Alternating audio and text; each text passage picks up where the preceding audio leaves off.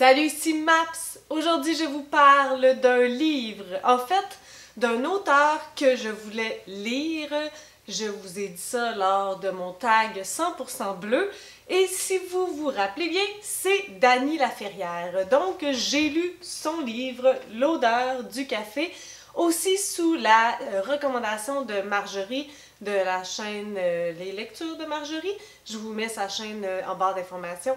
J'ai demandé parce qu'elle les a tous lus, si je ne m'abuse, et je voulais savoir par lequel je devrais commencer. Donc, j'ai lu L'odeur du café. Si vous vous souvenez de mon update lecture du mois de juin, le struggle, vous autres, pour réussir à le placer dans le défi estival d'Annie-Claude d'Encore une page, finalement, il allait quelque part, il allait dans la catégorie « Oh, les beaux jours », parce qu'il est en prose, je pense que c'est la catégorie comme poésie. Après vérification, c'est effectivement ça. Donc, qu'est-ce que je vais faire? J'ai un peu fail ça au mois de juin, mais je voulais plutôt mettre l'accent sur les livres québécois que l'estival au mois de juin, mais je vais vraiment rentrer dans l'estival au mois de juillet et je vais vous présenter ma palle du défi livresque estival pour l'update du mois de juillet. C'est aussi parce qu'il y avait plusieurs catégories que j'avais absolument rien. Puis j'ai un peu le porte-monnaie facile, donc j'ai décidé d'attendre les bibliothèques seraient peut-être ouvertes et patati patata. Donc, tout ça étant ceci, aujourd'hui je vous parle de L'odeur du café de Dany Laferrière. Nous allons dans un petit village qui se nomme Petit Goave en Haïti et nous suivons Vieux Zo, c'est son surnom, et sa grand-maman Da.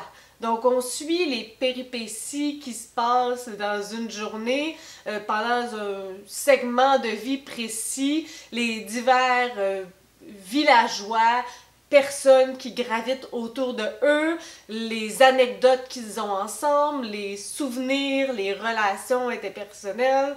Donc, c'est vraiment l'essence du village de Petit Goave que l'on suit à travers les yeux de ce protagoniste d'environ 11 ans, 10 ans dans le roman. On dit de la prose, écoutez, je suis pas une experte poésie. Pour moi, ça ressemblait à des minuscules chapitres, des minuscules paragraphes. Donc, certains qui sont très courts, d'autres qui sont plus longs. Pas plus qu'une page, je vous dirais, les plus longs. Et je trouvais que chaque petit paragraphe se suffisait en lui-même. C'est écrit de manière concise, de manière efficace, de manière précise, et ça durait peut-être 2-3 lignes, mais j'avais tout compris et l'effet était fort. C'est de manière linéaire malgré tout, mais j'avais l'impression parfois que je devais prendre des pauses entre chaque petit paragraphe pour laisser décanter tout ce que je venais de lire. Je crois que l'expérience serait encore plus incroyable en livre audio. Je sais, j'ose dire de telles choses. Outrage!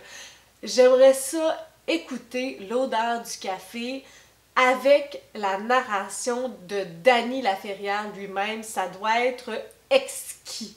Genre de livre que j'écouterais sur ma balançoire le matin, complètement déconnecté de la réalité. Ça doit être franchement super bon.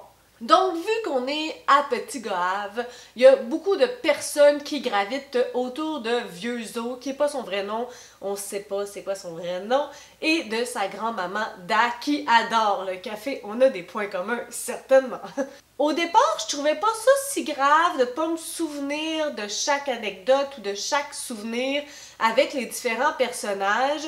Je trouvais que c'était pas si important pour la compréhension du livre et de l'histoire en lui-même. Par contre, au fur et à mesure que le livre avançait, là, je me disais « Ah, c'est dommage parce qu'il manque une certaine subtilité parce que je me souviens pas de tout ce qui s'est passé avec qui. » Donc ça, j'ai trouvé ça un peu désolant.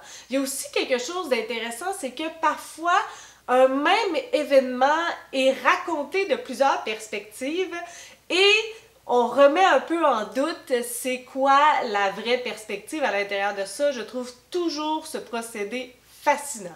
Surtout lorsqu'il est fait de manière efficace, donc tu sais, une fois, deux fois, pas tout le temps. Et pour des moments précis, je trouve que cet revirement de situation, cette modification de notre pensée, c'est vraiment quelque chose de spécial à vivre. Donc, je me suis laissée porter à travers ce livre-là que j'ai eu du mal à lire rapidement parce que tout ce que je voulais faire, c'était savourer chaque paragraphe à la fois.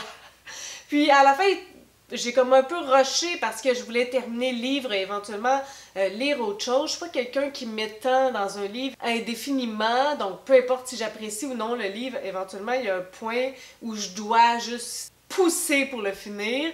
Puis j'ai trouvé ça dommage parce que j'ai vraiment eu l'impression que je dénaturais un peu l'essence de ce livre-là. C'était pas ça qu'on devait faire avec un tel genre de livre et c'est pas ça non plus que mon cœur avait envie que je fasse, mais c'est ça que ma tête voulait que je fasse. Que de dilemmes. Donc j'ai bien apprécié ma lecture. J'aimerais probablement en lire davantage de Dany Laferrière et définitivement je vous le recommande si vous voulez apprendre à découvrir cet auteur et Petit Goave. Sur ce, si vous avez des suggestions, des critiques, des commentaires, n'hésitez pas à le faire en dessous de ma vidéo. Je publie des vidéos assez fréquemment dans une semaine. Si vous avez aimé cette vidéo, n'hésitez pas à mettre un petit pouce ou à vous inscrire à ma chaîne. Et sur ce, je vous souhaite de bonnes lectures.